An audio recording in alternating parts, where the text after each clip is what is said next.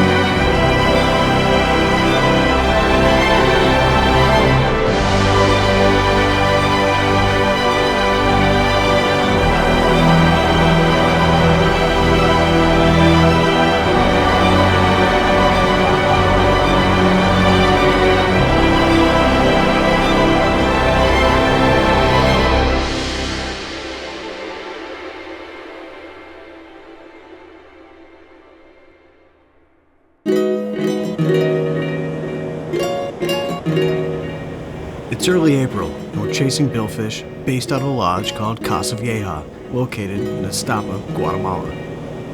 The lodge owns a collection of some of the finest Bluewater boats in the world, run by some of the best captains and crew you'll find on the water. Casa Vieja fly fishing pro team member Juan Grus. My name is Juan Grus. I'm born in Argentina, currently living in Bell, Colorado, and I've been fishing since before I remember. But now my ultimate quest was the Sailfish and Marlin on the fly. And I think that fly fishing for Marlin and Sailfish really is the extreme that you can do. The first time I tried it, I learned that doesn't matter how good of an angler you are, if your team doesn't back you up, you're going nowhere. In the world of fly fishing, there's perhaps no other type of angling which requires such a unified team, because the most customary method of fishing demands it. Known throughout the blue water world as the bait and switch, the proper execution of this technique demands absolute perfection on behalf of the captain, mates, anglers, and of course, a little help from the fish. To accomplish the bait and switch, meticulously prepared hookless teasers are trolled in a controlled spread behind the boat. When fish are raised, they begin to hunt down the teasers, and the mates engage in a delicate game of cat and mouse, letting the fish taste the bait from time to time, all the while luring them within casting range behind the boat. When a fish is in range, in a moment of sheer beauty and unity, the teaser is yanked from the water, the boat is pulled out of gear, and the fly caster replaces the empty void where the teaser once swam with a mass of feather, hook, and foam. Everything happens so fast that it's difficult to even comprehend until you personally experience it.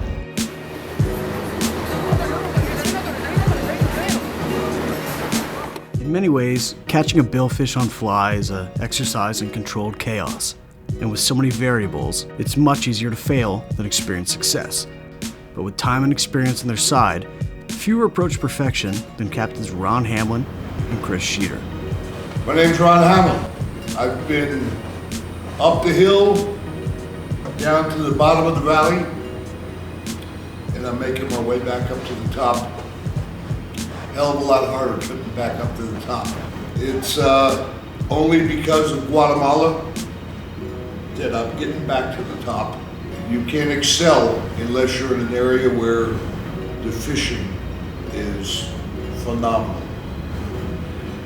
You can be the best fisherman in the world, and if you're aware there is nothing, nobody will ever realize it. For many, Ron Hamlin is considered a living legend. As a captain, he's landed over 26,000 billfish, the most in any career, and has an impressive list of tournament titles and records that spans almost 40 years. Well, I caught the first world record on a fly rod ever in 1974. That was the first time that I started fly fishing. Records are made to be broken. I had the record of 50, 60, 70, 80, and they all got broken, and then I had a bonanza day. The 124 sailfish in one day was phenomenal, but it'll be broken. Change is part of the game. You have to keep up with the change. The only constant is change.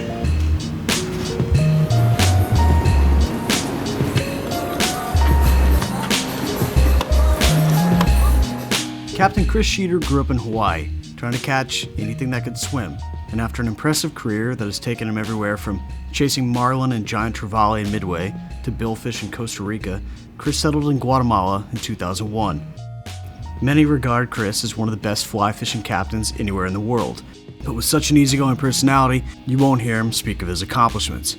Bill fishing on the fly is like taking things to the next level.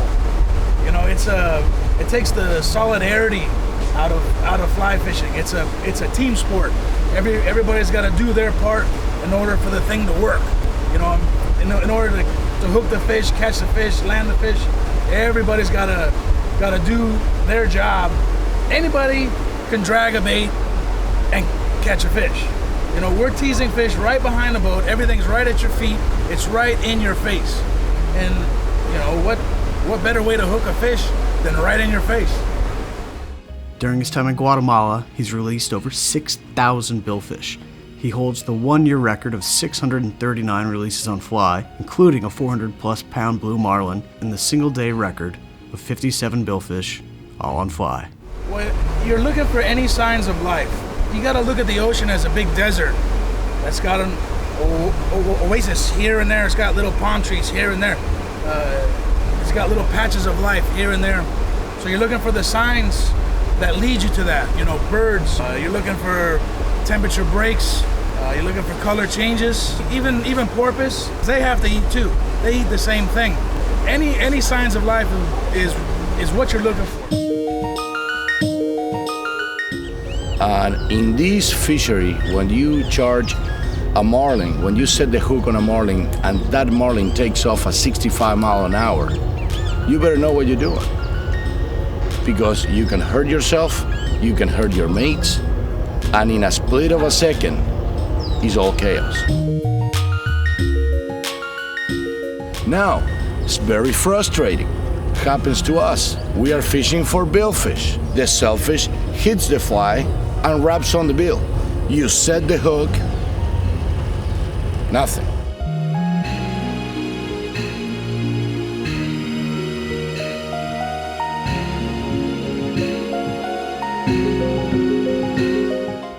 While Guatemala may be one of the best fishing grounds in the world, even the greatest places have their slow times. And what started out as an outstanding few days began to slow as a result of changing water temps. Here it's 88 degrees. Where we were fishing out in front, the water's been getting up to 90, 91 degrees. El Nino is what they say is going on. I don't know, it's just hot water and it's making the fish real lazy. When fishing's hot on a Bluewater boat, there's no better place to be in the world. But when things slow down, so does the clock.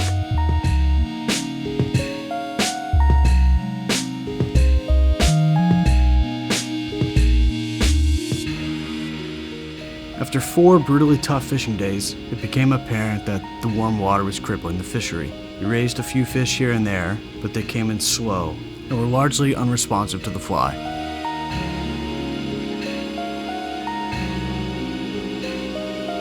In a last-ditch effort to find fish, we planned an overnight that would take us almost 100 miles offshore in search of cooler water temps.